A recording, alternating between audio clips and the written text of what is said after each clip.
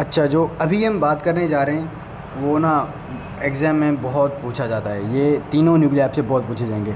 वेंट्रोपोस्ट्रो medial nucleus and the ventroposterior inferior and ventroposterior lateral nuclei of the thalamus, ये आपसे बहुत पूछे जाएंगे।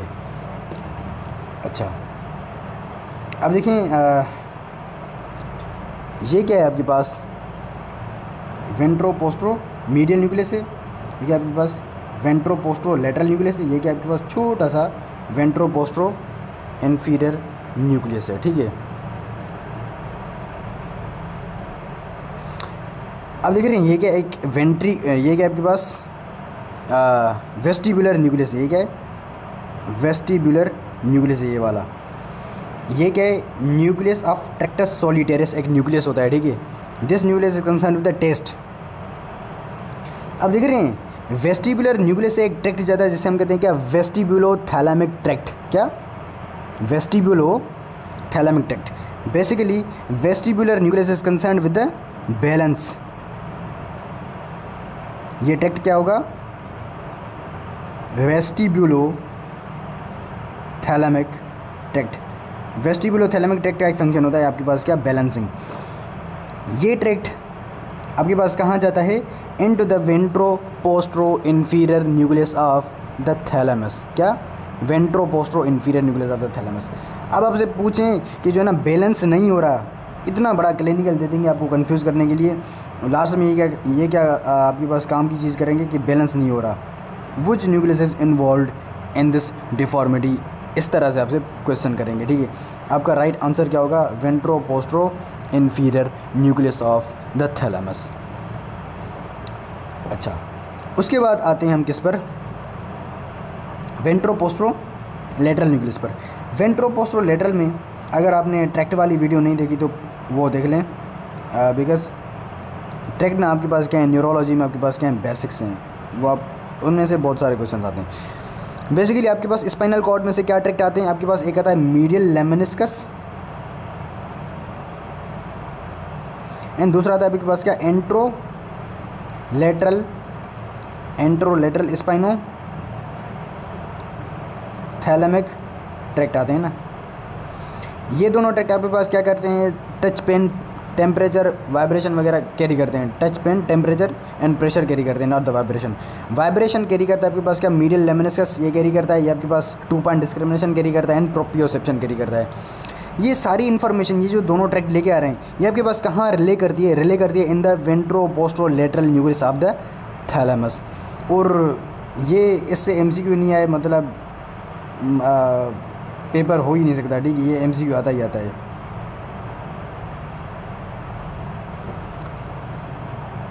ये MCQ आता है बिकॉज ये हमने ट्रैक्ट में भी पढ़ा था।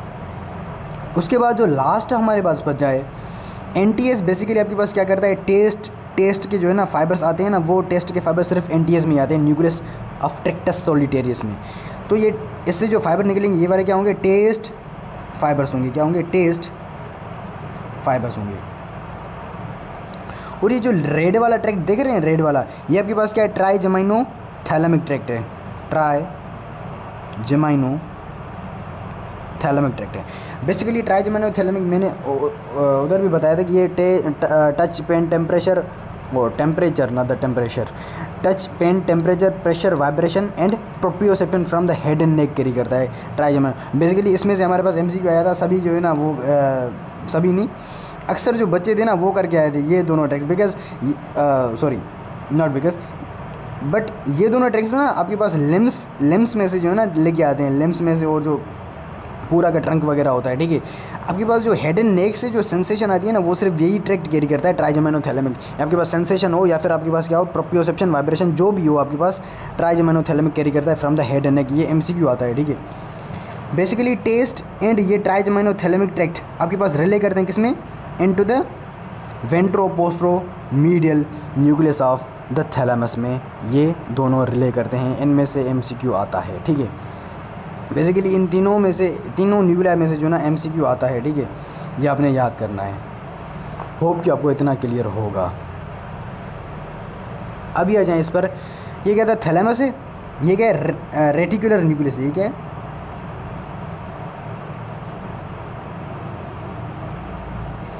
बेसिकली रेडिकुलर न्यूक्लियस ना इंफॉर्मेशन लेता है फ्रॉम द रेडिकुलर फॉर्मेशन। ये कि आपके पास radicular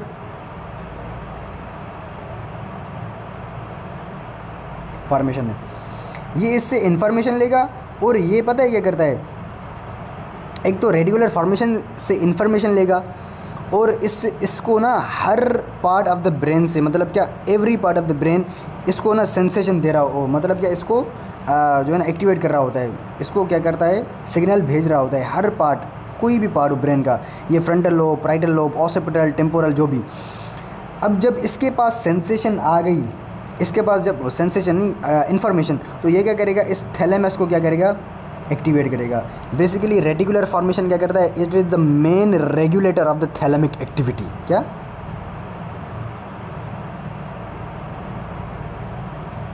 main regulator of thalamic activity. This is the function of reticular nucleus. Hope कि आपको ये क्लियर होगा।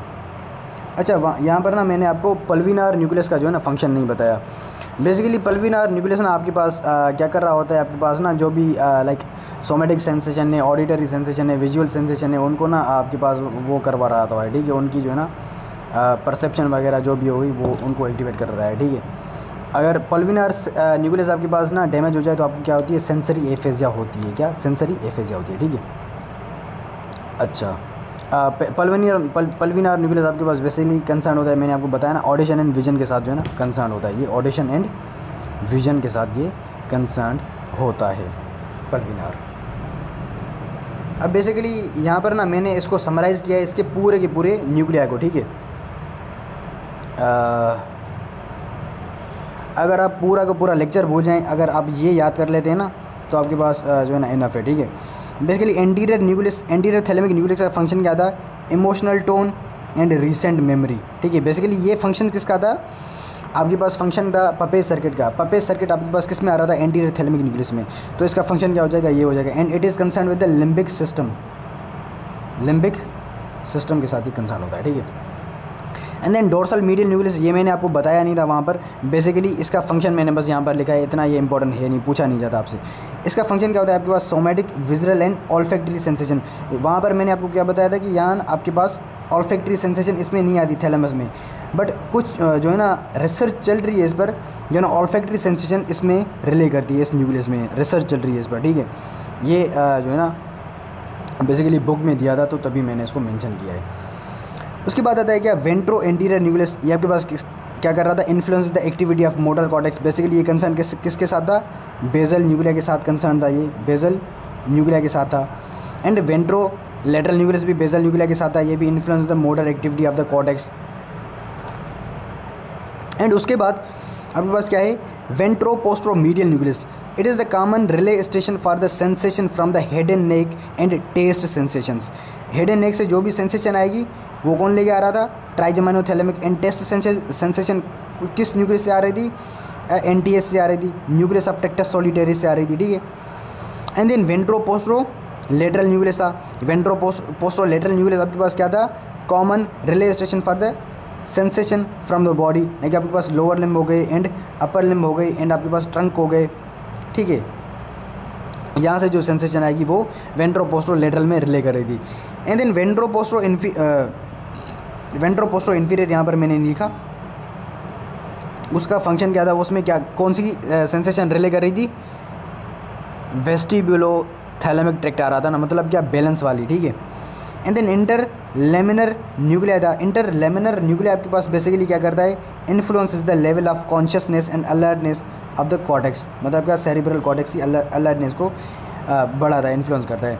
इन लास्ट हमारे पास क्या, रेटिकुलर न्यूक्लियस, वो क्या करता है आपके पास क्या, main regulator for the thalamic activity.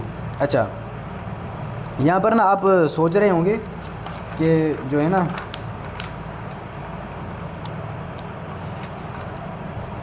यहाँ पर मैंने आपको ये बताए थे lateral dorsal nucleus and lateral जो है ना पोस्टीरियर न्यूक्लियस।